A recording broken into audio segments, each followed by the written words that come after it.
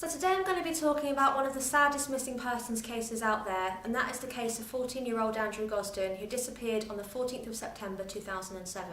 So one reason why the case is quite baffling, and one that it's really quite well known for, is that right at the beginning there was some really poor police work on this case. So I'm going to get into all of it anyway, but basically they kind of focused on the wrong people as suspects. They didn't really look into vital leads right at the beginning. Those things have been looked into, and those lines of inquiry that were a waste of time weren't chased. Maybe we'd have more answers now, more of an idea of what happened, but as it stands there's very, very little to go on. For a bit of background, Andrew Gosden was born on the 10th of July 1993. He grew up in Doncaster in South Yorkshire in a middle-class family. So by all accounts they were quite like a regular, nice family. There was two kids, there was Andrew, there was his older sister Charlotte, there was his mother Glenys and his father Kevin. So the family were really close, they did a lot of things together. Andrew's sister Charlotte and his father were into the same kind of music. They all liked all those alternative bands that were kind of popular in the noughties, Funeral for a Friend, Him, Slipknot, all that kind of thing. So Andrew was a really, really bright kid. He was really gifted at maths especially, but he also enjoyed history and philosophy. Prior to his disappearance, the summer before, he'd actually been taking part in the school's Gifted and Talented programme, which is where, it's pretty self-explanatory, where gifted kids kind of go off and do classes and activities and just kind of learn more. So being so bright, he was predicted all A's in his GCSEs. He was expected to go to Oxford or Cambridge. He just had a really, really bright future ahead of him, basically. His other interests include reading. He loved books like Lord of the Rings and Hitchhiker's Guide to the Galaxy. He also really enjoyed geology. He had his own collection of rocks and gems, which was really kind of precious to him. So Andrew's described as quite a quiet, shy kid, not withdrawn as such, he wasn't necessarily isolating himself on purpose, but he just really enjoyed his own company. He just wasn't a social person. His family referred to him as a home bird. He had friends, but he didn't really go out much. He just kind of preferred to be at home playing video games. His parents converted their cellar into a games room for him, so he was down there quite a lot. He just really preferred his own company, which some people just do. By all accounts, he was quite a happy and well-adjusted kid. I keep coming back to that ear. It's like Madeleine McCann's eye. It's a very distinguishing factor. So I think the next step is to go and talk to an expert and find out just how rare it is. Okay, so this is Andrew's ear when he went missing. Is there a medical definition for that? The simple answer is no. There isn't a medical term or a medical diagnosis I could apply to this. I would say that this particular pattern is going to be specific to this individual. So if somebody in their 20s came to see you with an ear like this, how likely is it that it would be Andrew? Very likely. So on the 14th of September 2007, Andrew's mum woke him up for school. This in itself was quite unusual because Andrew usually got himself out of bed, he sort of sprung up, got ready and got dressed for the day. This morning he had trouble waking up, he was quite moody, which is not really out of character for a 14-year-old boy, but for him it was quite strange. But just one of those things. I don't think his mum really thought much of it. So he had breakfast, he got dressed for school, he said goodbye and he left. Rather than actually going to school, he actually hid in a nearby park. Then when everybody was out of the house, off to school, off to work or whatever, he returned to the house, he took off his school uniform, put it in the washing machine, and he got changed into a Slipknot t-shirt, a pair of black jeans, and he packed a satchel that he had, covered in little pins and badges of all these bands that he liked. In that satchel he packed his keys, his wallet, and his PSP console, but significantly no charger. He didn't pack any clothes either, literally just took what he had on his back. Later on that morning, when he left the house again, he was sighted heading towards a local petrol station. At this petrol station, he withdrew £200 from his bank account. There was actually £214 in his account, but the machine would only allow withdrawals of multiples of 20, which sometimes happens with cash machines in the UK. So after this, he was sighted heading to Doncaster railway station, where he approached the cashier and asked for a one-way ticket to London. The cashier said to him, do you want a return ticket? It's only 50p more, but no, he was absolutely insistent. He just wanted this one-way ticket to London. So he bought this ticket and he got on the 9:25 AM train to King's Cross St Pancras, busy, busy train station right in the centre of London. So a witness recalls seeing Andrew on that train, she sat next to him, said he just sat there quietly, playing his PSP console, didn't make eye contact, didn't speak to anybody, just sort of sat there quite happy and settled. So we know that Andrew arrived at King's Cross St Pancras because he was caught on CCTV leaving at about 11:35 AM. So he got there safe and well, he left the station, and that is the last we know of his movements. It's fundamentally, none of us in our family can imagine that Andrew could be absent for this long without making contact of any kind, because he was always quite a caring, thoughtful personality, and we just find it impossible to conceive that he would allow us to go through all this for so long without even, you know, some kind of message sent to us to let us know he's okay. So that evening, the Gosden family all arrived home as usual. Everyone was kind of doing their own thing like they did. Charlotte was doing her homework, parents were making dinner, and they were just sort of, you know, it was a very seemingly normal evening. And they just assumed that Andrew was downstairs in the cellar playing his games, as he usually would be.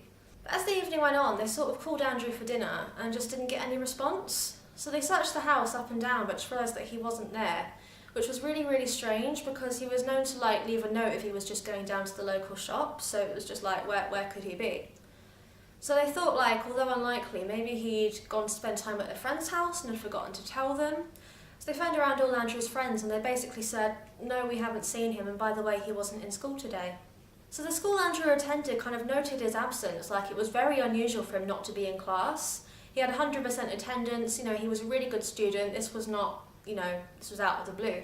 The reports are conflicting on this, but I think they tried to call Andrew's parents, but they had a wrong number and just didn't try again. Or the number they had was incorrect anyway, so they had no way of contacting anybody. They had no way of contacting Andrew directly because he didn't have his own mobile phone. His parents had like bought him a couple, but he wasn't really interested in them, like he'd lost one and didn't want it replaced because, you know, he just wasn't the type to kind of chat to people that much anyway. Either way, his absence wasn't noted, the school didn't contact anybody.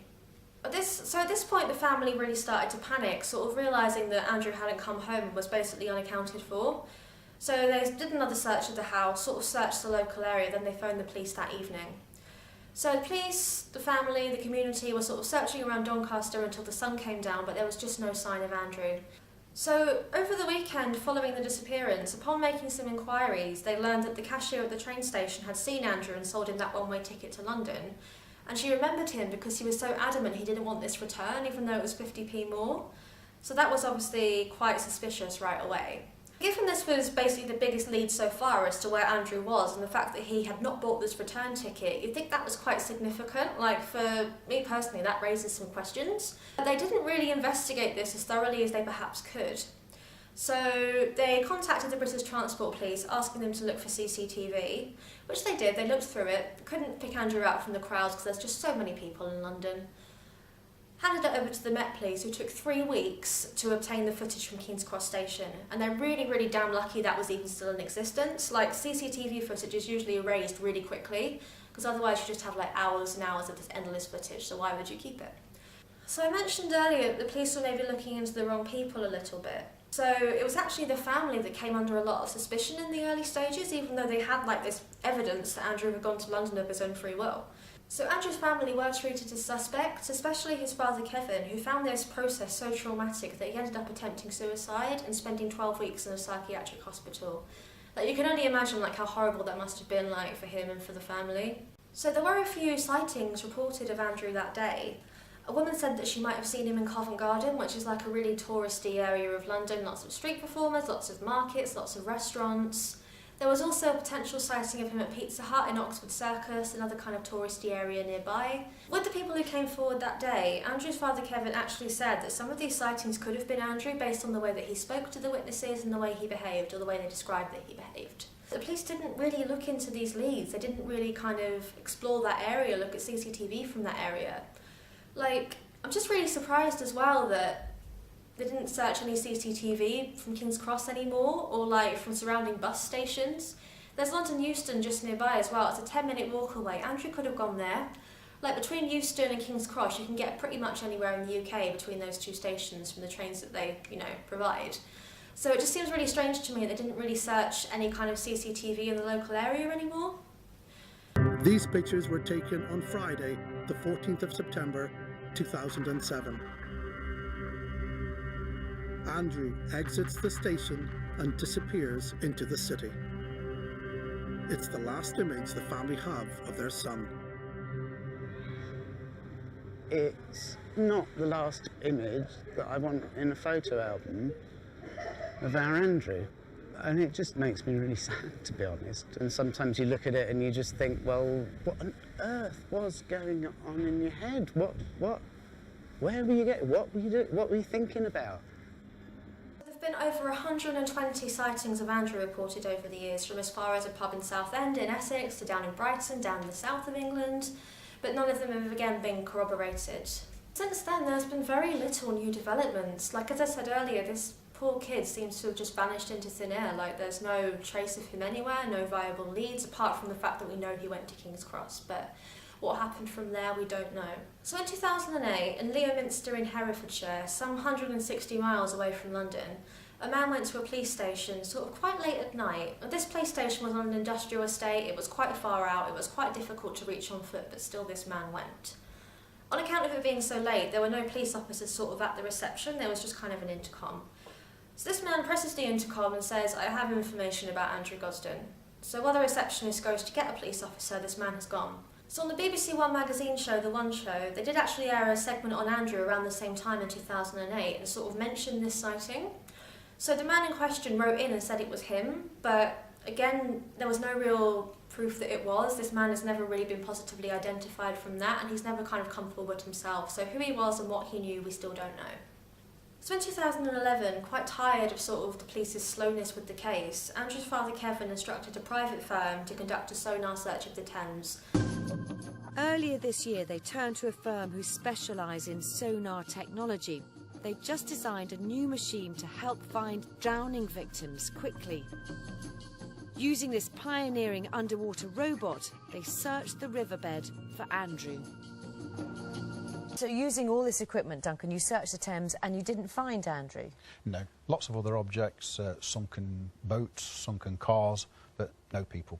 Is that good news for you then or not? It's a very mixed thing. I think we knew at the outset that you can kind of win with it. If we'd found Andrew was under the Thames, then that would bring us closure, but also raise a host of questions about how he ended up there, which would obviously be very difficult to deal with. The most recent lead in the case came in 2018 when somebody contacted the Gosden family saying they'd spoken to somebody online who they believed might be Andrew. So this person was using the username Andy Roo. Now, Andrew's nickname was Roo because according to his father he is little and bouncy, and that wasn't really well known by the public at the time. So this person was, it hasn't really been released what they were chatting on, but I assume from the information given it was a chat room of some kind. So this person was asking for money, £200, because their partner had walked out and they couldn't cover the rent that much.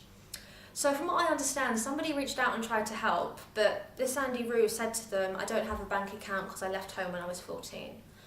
When he was asked why, were there any problems, the response was, "No, I just felt like it."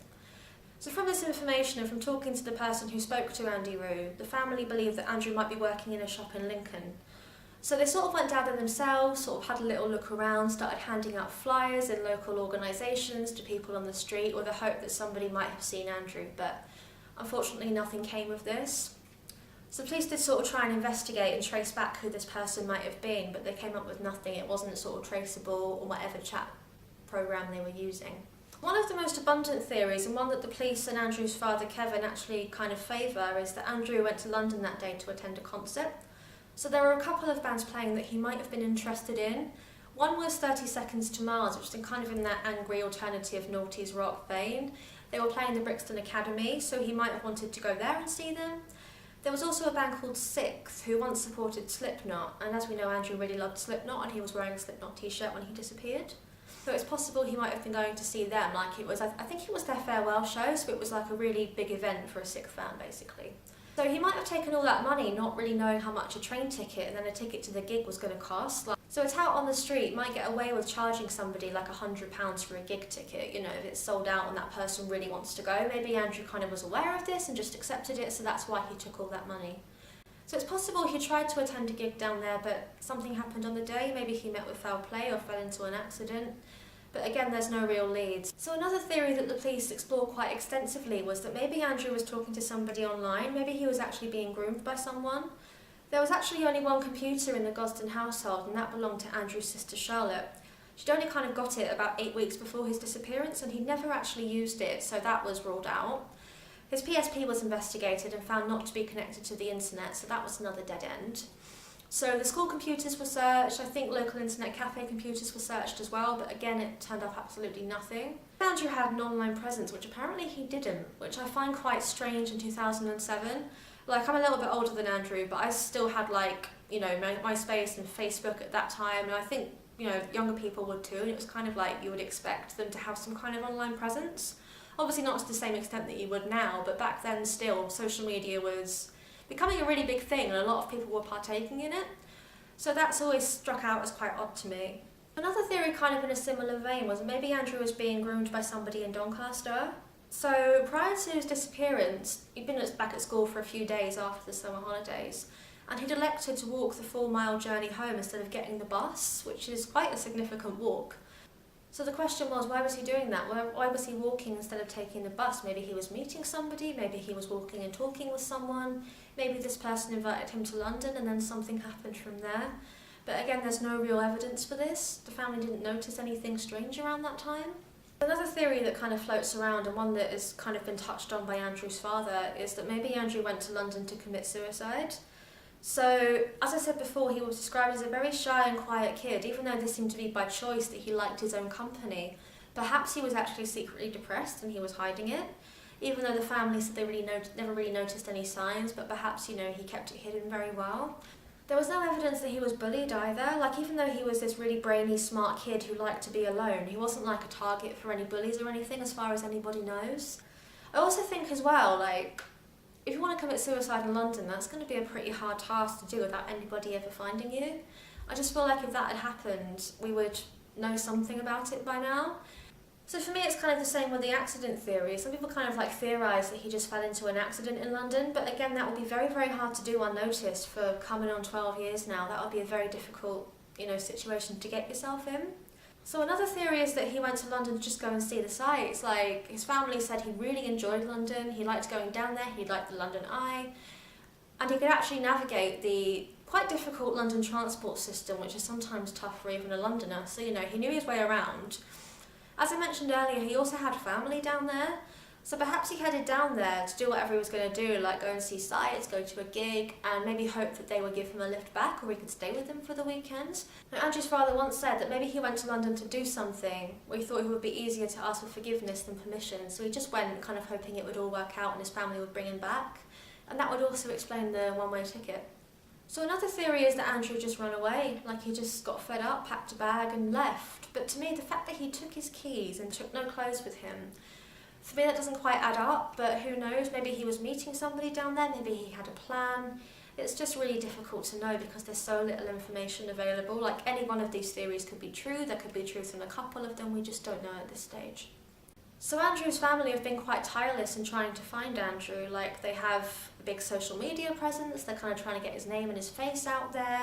As you can see, they've appeared in a lot of documentaries as well. So as of January 2019, there's been no further developments in the case. So thank you for watching. Please do subscribe to my channel for more kind of unsolved mystery, true crime videos. I'm going to try and upload once a week, maybe more, maybe less, depending on my schedule. If you have any thoughts and theories of your own on this case, please do leave me a comment, or anything I've missed at all, please do let me know. But that's it for today. Thank you for watching, and I'll see you next time.